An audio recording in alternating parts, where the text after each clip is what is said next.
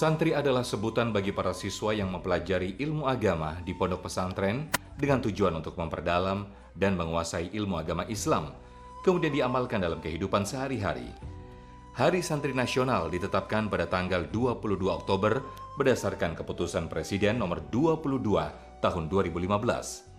Sejarah ditetapkannya tanggal 22 Oktober sebagai Hari Santri Nasional karena mengacu pada peristiwa yang terjadi pada tahun 1945. Kiai Hashim Asy'ari, ulama besar dan salah satu pendiri bangsa dan juga Ketua Rais Akbar Pengurus Besar NU, mengumumkan fatwa yang dikenal dengan resolusi jihad dan dikukuhkan oleh ulama besar lainnya seperti Kiai Haji Bishri Samsuri, Kiai Haji Sahal Mansur, Kiai Haji Abdul Halim Sidik, Kiai Haji Muhammad Dahlan, Kiai Haji Abbas, dan lainnya. Hal tersebut merupakan bentuk perlawanan kaum santri di Surabaya dalam perjuangan melawan penjajah di Republik Indonesia.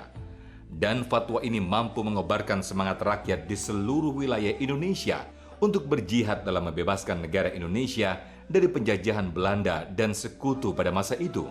Sehingga puncaknya pecahlah pertempuran besar 10 November 1945 di Surabaya. Pertempuran tersebut berhasil memukul mundur para penjajah dan memaksa mereka untuk mundur dari Surabaya serta membuka mata dunia tentang kemerdekaan Republik Indonesia. Resolusi ini kembali digelorakan pada acara Muktamar Umat Islam Indonesia yang diselenggarakan Partai Masyumi di Yogyakarta pada tanggal 7 hingga 8 November 1945. Lalu bagaimana kita memaknai Hari Santri Nasional saat ini? Bagaimana peran santri dan pesantren sebagai ujung tombak menjaga persatuan dan kesatuan bangsa, serta menjadi penyelamat akhlak dan moral bangsa, serta generasi Indonesia dan juga Islam masa depan? Mari kita simak Damai Indonesiaku spesial Hari Santri Nasional bersama guru-guru tercinta. Selamat mengikuti.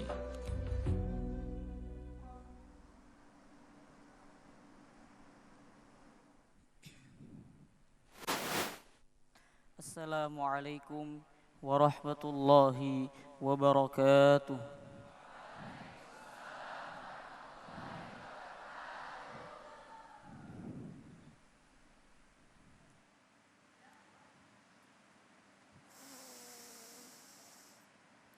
أعوذ بالله من الشيطان الرجيم.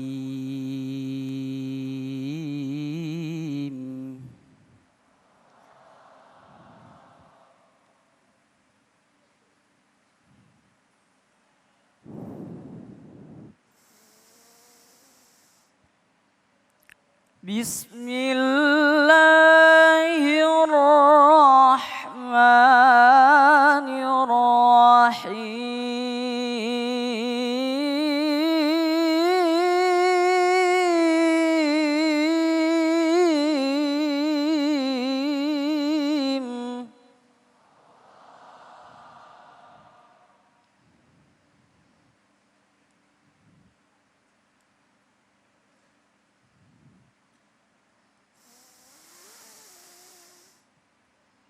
يا بني أقم الصلاة وأمر بالمعروف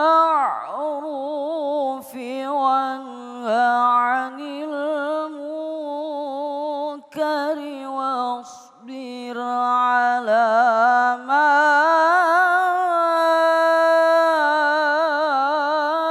أصابك.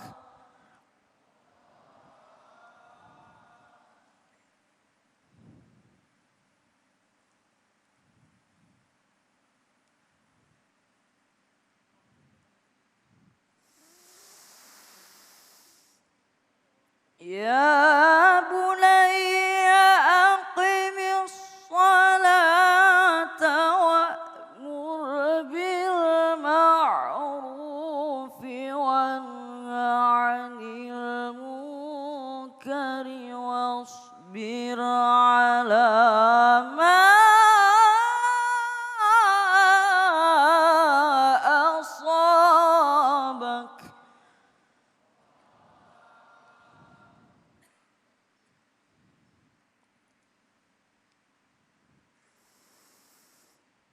إن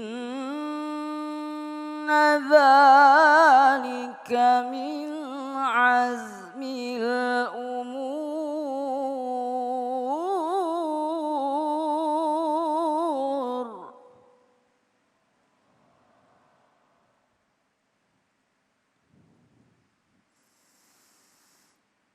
ولا تصعر خدك للناس ولا تمش في الأرض مرحا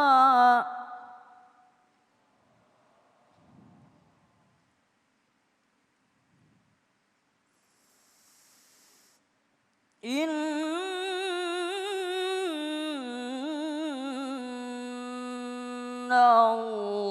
الله لا يحب كل مختال فخور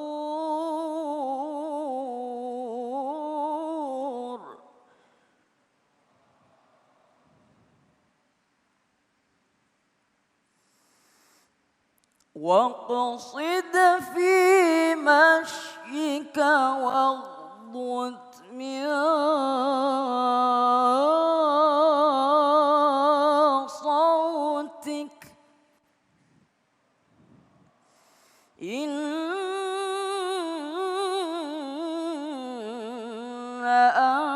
أنكر الأصوات لصوت الحمير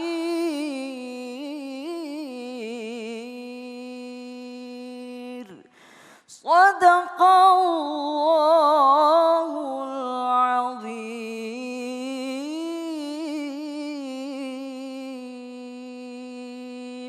والسلام عليكم ورحمة الله وبركاته.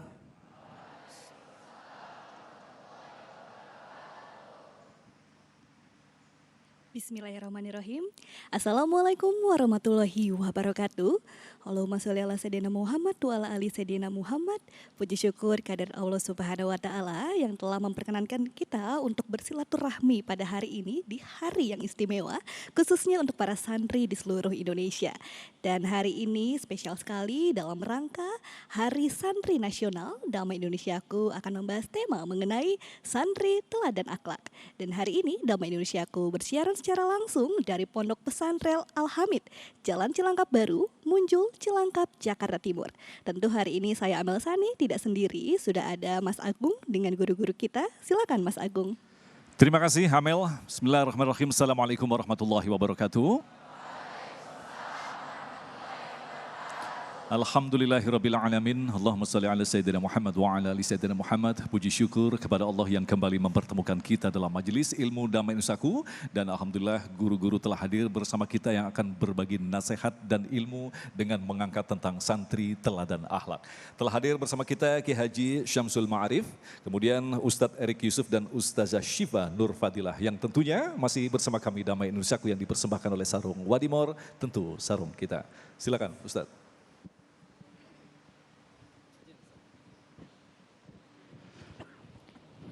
A'udzu billahi minasyaitonir rajim. Bismillahirrahmanirrahim. Alhamdulillah la haula wala quwwata illa billah. Salatu wassalamu Rasulillah wa ala alihi wa sahbihi wa mawala wa ba'du. Salam yang terbaik, salam para malaikat kepada para calon penghuni surga semuanya insyaallah. Assalamualaikum warahmatullahi wabarakatuh.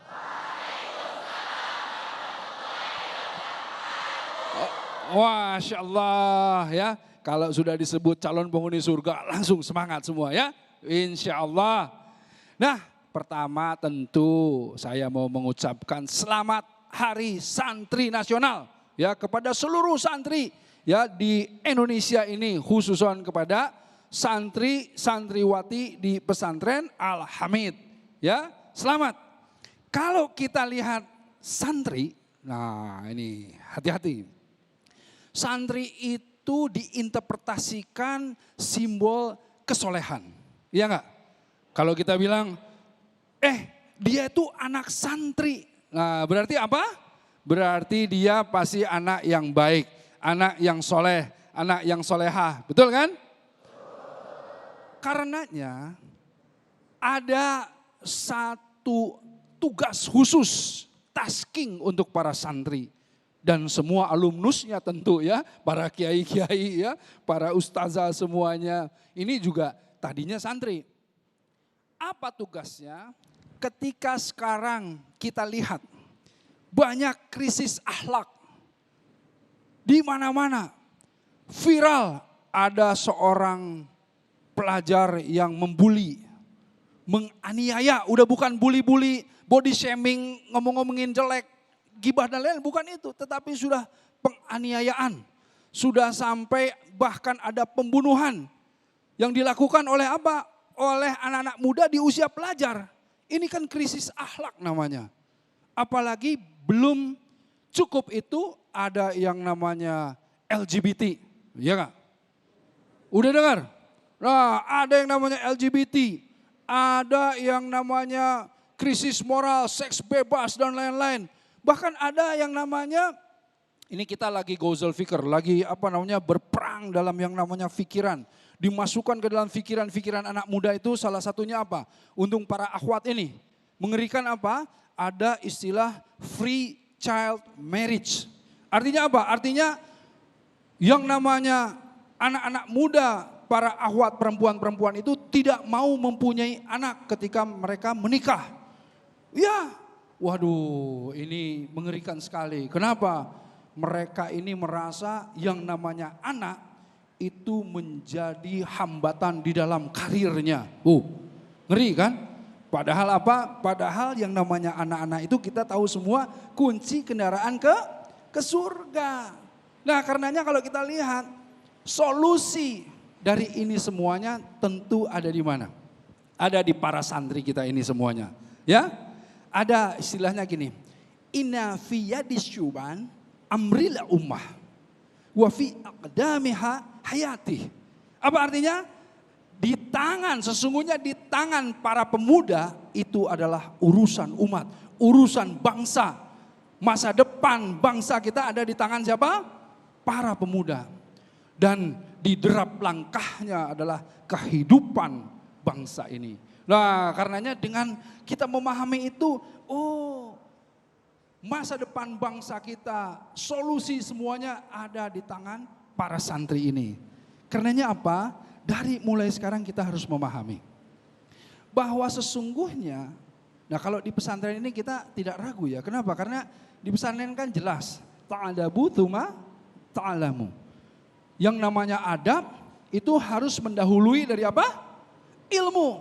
Karena kalau ada seseorang yang diberikan ilmu tapi tidak beradab, ini berbahaya sekali. Ya, karenanya adab itu lebih dulu daripada ilmu. Ketika adabnya sudah bagus, barulah kemudian ilmu masuk, jadilah dia buah yang manis. Ya, ingat adik-adik bahwa sesungguhnya innama bu'itsu liutamima makarimal akhlak. Bahwa sesungguhnya Rasulullah SAW juga diutus untuk apa?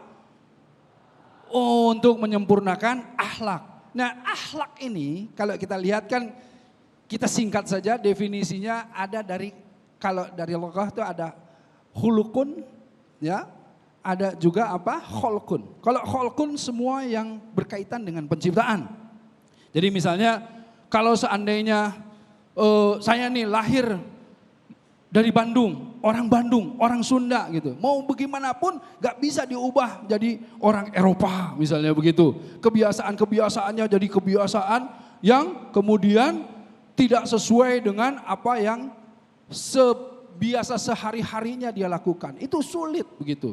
Atau misalnya gini, orang yang hidungnya mancung, ya itu penciptaan hidungnya mancung karena qadarullah seperti itu, kemudian mau diubah menjadi lebih mancung lagi, itu menyalahi dari penciptaan. Kalau yang namanya khulukun, sederhananya itu sebetulnya pembiasaan. Adab, perangai, tabiat, itu pembiasaan. Karenanya yang namanya adab, itu muncul karena apa? Karena kebiasaan. Nah karenanya pesantren ini atau di rumah, kenapa kita dibiasakan untuk melakukan hal yang baik-baik. Untuk apa? Agar supaya dia ada yang namanya konsep the power of repetition. Wah, ini ada kekuatan pengulangan konsepnya itu. Jadi sesuatu yang berulang-ulang, dia akan kemudian disimpan langsung secara fitrah dalam otak. Ya, karena apa? Karena menurut otak ini diulang-ulang nih. Wah, ini penting, disimpan dalam otak. Ya, karenanya kalau kita lihat sesuatu, misalnya lagi melihat browsing, lihat internet dan lain-lain, ini harus hati-hati. Ada konsep qadul basar untuk ketika tiba-tiba pop up muncul porno, muncul hal-hal yang buruk-buruk, itu kita nggak boleh lihat. Karena kalau kita lihat secara tidak sadar, itu akan disimpan di dalam otak, otomatis. Simpan dalam otak. Kalau ini durasinya panjang, setahun, 2 tahun, itu otomatis bukan hanya disimpan dalam otak, tapi disimpan ke subconsciousness, artinya apa? Alam bawah sadar. Nah kalau sudah disimpan di situ, itu dia akan menjadi refleks.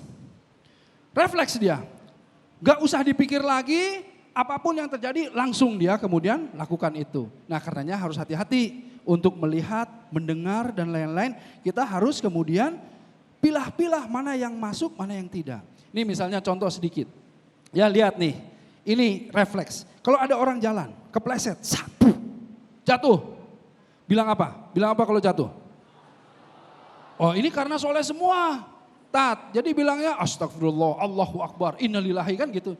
Tapi tidak sedikit di luar sana kalau kepleset, jatuh, kebun binatang yang keluar. Ya enggak? Betul enggak? Kebun binatang, kenapa? Karena memang terbiasa sehari-harinya ngomong kebun binatang.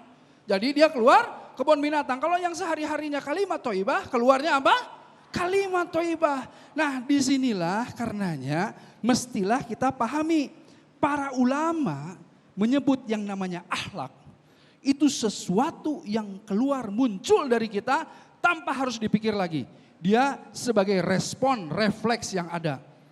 Ini yang menjadi penting. Dan apa pentingnya ini semuanya? Ingat, bahwa sesungguhnya ketika kita membiasakan zikron kathiro, terus menghadirkan Allah, mengingat Allah, mengucapkan kalimat-kalimat thayyibah, selalu membiasakan sesuatu yang baik. Ini yang kemudian kita pahami, kita ingin mengakhiri segala sesuatunya dengan apa? Husnul khotimah. Nah, ketika di akhir sakaratul maut, ya, barang siapa yang kemudian menyebutkan apa? La ilaha illallah dakhalal jannah. Kata Rasulullah SAW gitu kan?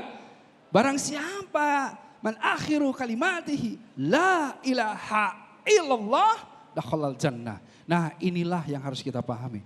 Jadi intinya dari mulai sekarang biasakan segala sesuatunya yang baik-baik.